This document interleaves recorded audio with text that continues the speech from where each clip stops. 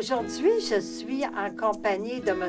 David Fournier, agent administratif de l'organisme l'Association Les Chemins du Soleil. Bienvenue. Merci, bonjour. Oui, vous avez un beau nom, l'Association Les Chemins du Soleil. Dites-moi, qu'est-ce que c'est? L'Association Les Chemins du Soleil, c'est un centre communautaire de loisirs qui s'adresse particulièrement auprès des jeunes du quartier Centre-Sud, donc de 6 ans à 12 ans, les adolescents également.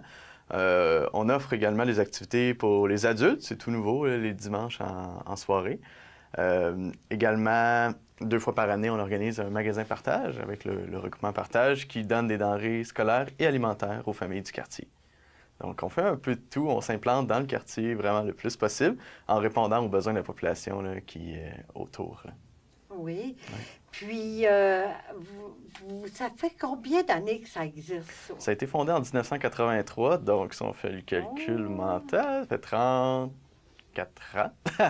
C'est bien. Novembre 1983, donc ouais, ça fait un bon moment déjà. Oui, hein, c'est ça. Puis, ça s'adresse en particulier aux jeunes? Oui, c'est ça. On a une programmation régulière là, tout au long de la semaine pour les enfants de 6 à 12 ans, donc après l'école, puis là, en soirée aux adolescents. Donc, c'est un milieu de vie, ils peuvent fréquenter. Il n'y a pas d'inscription à ce niveau-là, pour les adolescents, bien sûr. Puis, c'est vraiment là notre mission quotidienne et de base. Là. Qui est de base, ouais. là. Oui. Pouvez-vous me donner des exemples avec les plus jeunes? Comment ça fonctionne avec les plus jeunes? Les jeunes qui fréquentent notre organisme viennent principalement de l'école Garneau, l'école tout près là, de où est-ce qu'on est situé. Puis, on va les chercher après l'école. Donc, notre groupe d'intervenants animateurs, ils sont au nombre de 3. On va voir les enfants à la fin de l'école avec les autres parents, puis ils nous reconnaissent, ils viennent nous voir. Puis, par la suite, on les ramène jusqu'à dans l'organisme, plus au sud. Puis, on fait des activités. Les enfants montrent le calendrier eux-mêmes à chaque fin de mois. Donc, ils peuvent choisir les activités. Il y a des cartons, puis il y a des choix d'animation également qui sont là. Donc, on y va avec ça. On essaie d'avoir un style d'organisation le plus démocratique possible, autant chez les adolescents que chez les enfants. Donc, on les fait participer à la vie de l'organisme. Donc, les activités sont variées. On a un gymnase là, dans notre sous-sol d'église. Ah.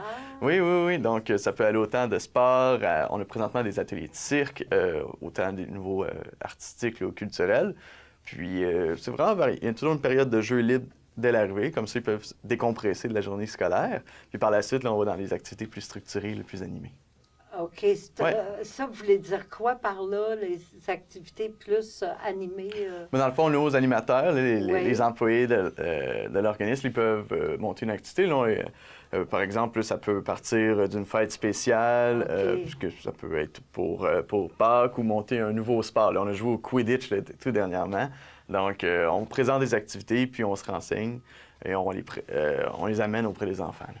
OK. Puis là, pour les groupes d'ados, j'imagine qu'eux autres aussi, ils choisissent ce qu'ils ont le goût de faire. Ouais, oui, vraiment. Là, les ados, bon, c'est toute une bête. Mais dans le fond, c'est un milieu de vie. Ils arrivent entre 6h et 9h. Puis le gymnase est un fort attrait en ce moment. Là. Donc, ils arrivent, ils disent bonjour, salut, ça va bien. Puis après ça, directement au gymnase, ça va jouer au basketball, ça joue au hockey, ça joue au soccer. On a des activités un peu plus structurées, mais moins fréquemment qu'avec les 6-12. Les adolescents, bon, ça a été... C'est une bête sociale, donc ça se retrouve entre amis, puis après ça, ils font les activités, mais on monte des projets particuliers avec eux aussi.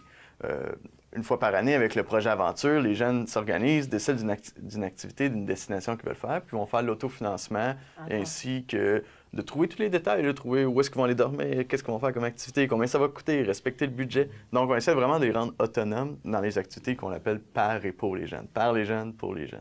Donc, oui. Ouais. Puis, est-ce que les parents peuvent y aller? Dans le fond, les parents adolescents, souvent les adolescents sont plus ou moins chauds à voir leurs parents arriver. Mais au niveau des 6 à 12 ans, on fait des journées de portes ouvertes où est-ce qu'on invite les enfants. Même pendant le temps des fêtes, à chaque année, les enfants préparent un souper et invitent les parents à venir. Oui. Okay. Puis ils découvrent l'activité. Ils nous voient souvent là, à la fin des classes également, les parents, lorsqu'on va chercher les enfants ou même les rapporter à l'école, parce qu'on les rapporte à la fin de la journée. Donc, on a des contacts avec les parents. Puis, on fait des activités là, ponctuelles d'animation avec les parents. Oui, je me demandais pendant les journées pédagogiques, puis Oui. Pendant la semaine de relâche scolaire, Oui. est-ce que c'est ouvert? Oui. Oui, hein? Ben oui, les journées Encore pédagogiques. plus. Oui, oui. Ben, les journées pédagogiques pour les 6 à 12 ans, c'est un moment privilégié parce que normalement, on fait du 3 à 5 heures les journées de la semaine avec une journée pédagogique. Mais là, on peut faire une journée entière. Donc, on peut recevoir les enfants puis aller faire une sortie qu'on n'aurait pas pu avoir le temps de faire. Donc, on essaie de faire découvrir d'autres activités à l'extérieur de nos locaux pendant ces journées-là. Puis, pendant la semaine de relâche, on fait un camp de la semaine de relâche. Donc, c'est de 9 h jusqu'à 4 h, donc tous les jours de la semaine, puis on fait des activités, on fait découvrir l'île de Montréal là, dans nos activités hivernales. On essaie toujours de trouver tout l'équipement nécessaire là, pour les enfants qui fréquentent l'organisme. Donc les bons gants, des salopettes et tout, juste pour pouvoir profiter. C'est le fun l'hiver quand on est bien équipé également. Donc pour la semaine de relâche, c'est ce genre d'activité là, qu'on peut retrouver là, au sein de l'organisme. OK. Fait que ça, c'est ouvert à l'année, puis j'imagine l'été aussi. Oui. Pendant l'été, pour les 6 à 12 ans, on a un camp de jour. À 15 $ la semaine pour les familles.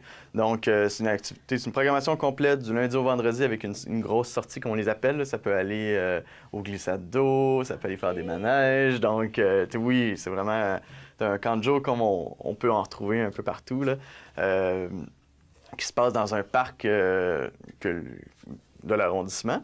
Donc, on passe beaucoup de temps à l'extérieur, puis on passe de très bons moments avec les 6-12. Avec les adolescents, on a compris que maintenir une routine, dans le fond, les plages horaires de soir, c'est super gagnant. Donc, ils arrivent le soir, puis on continue à faire les activités. Puis, on fait également des grandes sorties. Là. Les glissades d'eau ultra populaires auprès des jeunes. Puis, on a aussi également, pendant la saison estivale, une coopérative de jeunesse de service qui attire d'autres types de jeunes, où est-ce qu'ils montent une coopérative de travail qui présente leurs services aux gens de la communauté. Ça peut aller d'animer une fête d'enfants à faire le ménage d'une ruelle, peu importe. Ça va vraiment avec les membres de la coopérative qui sont les jeunes, qui sont aidés par 2 animateurs, là, justement, pour monter cette entreprise-là. Puis avec ça, là, ils offrent les services auto, puis ils se montent de l'entreprise, puis ils gagnent leur croûte au final. Ça vient souvent un groupe social, puis ils vont faire des sorties de l'autofinancement également. Okay. Donc, on offre ce grand projet-là là, pendant la saison estivale. Oui, comment vous appelez ça déjà? Ça s'appelle la Coopérative Jeunesse de Service, la CJS, dans son petit nom court. Oui. Puis c'est un projet concerté avec plusieurs acteurs là, du milieu dont nous, on fait partie, puis on reçoit les jeunes dans nos locaux là, pendant la saison également.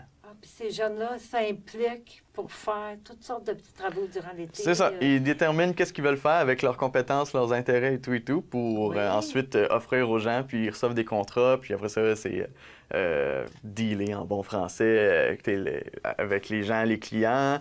Après ça, qui va y aller, comment ils se répartissent après ça. Donc oui, c'est vraiment une entreprise qui monte, puis c'est vraiment intéressant là, pour les jeunes. À l'association Les Chemins du Soleil, est-ce que vous êtes plusieurs à travailler là? Oui, ça varie. Dans le fond, pas mal. On a une équipe permanente qui avoisine les 10 personnes. Oui. Donc, il y a moi à la direction, les intervenants, une coordonnatrice. Puis, lors des 2 saisons, là, estivale puis hivernale, on va avoir plus d'employés au sein de l'organisme pour pouvoir offrir un maximum de services. Oui, puis vous devez avoir besoin de bénévoles, j'imagine. Tout à l'heure, j'ai mentionné brièvement les magasins partage Centre-Sud. Donc, c'est des moments forts de distribution où est-ce qu'on reçoit entre 130 et 180 familles du quartier. Puis ces moments-là, demande beaucoup de bénévoles, de travail à faire pour recevoir les marchandises, bien les étaler sur les tables, accompagner les gens lors des événements. Puis, c'est vraiment les moments clés où est-ce qu'on a besoin de bénévoles. Là. Donc, il y en a un avant le temps des fêtes, puis il y en a un à la toute fin de la saison estivale pour la rentrée scolaire. Ça, c'est les grosses périodes. Oui, vraiment. C'est les deux dossiers que j'ai moi-même. Donc, puis je me demandais, les jeunes qui fréquentent votre organisme, est-ce que, je veux dire, à part des sorties, c'est sûr, les sorties, faut qu'ils payent, mais est-ce qu'ils doivent être membres? Est-ce qu'ils doivent payer une carte de membre? Ou, Au Chemin du Soleil, on croit à l'accessibilité de nos activités le plus possible. Donc, nos activités sont pratiquement gratuites à la longueur de l'année. Donc, un membership, on demande aux jeunes de s'inscrire parce qu'on cherche surtout à savoir le contact d'urgence, là, si jamais il se passe quelque chose. Alors, les jeunes sont accueillis là, librement. Donc, ils n'ont pas besoin de s'inscrire au préalable. Ils arrivent à 6 h, 7 h, ils sonnent, ils rentrent. Hey, ben, bonjour, on t'a jamais vu, ça va bien, moi c'est David, bienvenue ici, on fait montrer les locaux. Puis, on leur dit, bon, ben écoutez, on a une espèce de fiche d'inscription, puis ils s'inscrivent. Donc, ils deviennent membres ainsi, mais comme on est vraiment très ouvert, on est vraiment ouvert à tous les jeunes qui veulent fréquenter. On n'a pas vraiment un membership là, officiel, là, si on veut. OK. Donc, nos activités, on veut le plus possible être gratuites. C'est le camp de jour là, qu'on va chercher un léger montant pour engager les familles à participer aux activités, puis pour permettre de payer une sortie supplémentaire et tout. Les sorties extérieures. Oui, vraiment. C'est ça. Ben, je vous remercie beaucoup, M. Fournier, d'être venu aujourd'hui à mon entrevue. Super, merci beaucoup. L'association Les Chemins du Soleil est située au 1155 rue Alexandre de Sèvres. Pour plus de renseignements, appelez au 514-528-9991 ou visitez le www.lescheminsdusoleil.org.